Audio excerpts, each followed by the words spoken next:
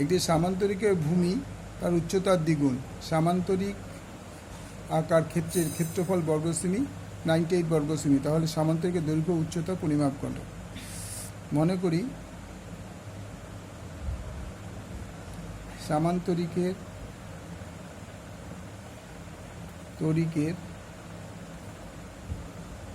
ভূমির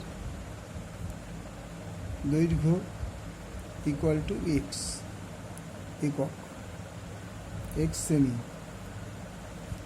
সুতরাং উচ্চতা ইকুয়াল টু 2x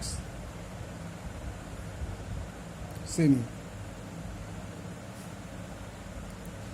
ক্ষেত্রফল ইকুয়াল টু ভূমি ইন্টু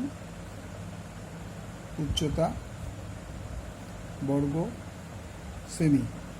ভূমি হচ্ছে এক্স, উচ্চতা হচ্ছে 2x equal to 2x square বর্গ সেমি। প্রশ্নানুসারে 2x square is equal to 98 সেমি, বা x square equal to 98/2 equal to 49 সেমি বর্গ সেমি।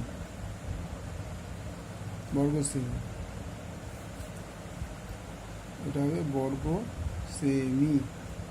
তাহলে x square is equal to 49, দুই দিকে রুট করো, x is equal two 7 semi. সুতরাং ভূমির দৈর্ঘ্য ইকুয়াল টু 7 সেমি এবং উচ্চতা ইকুয়াল টু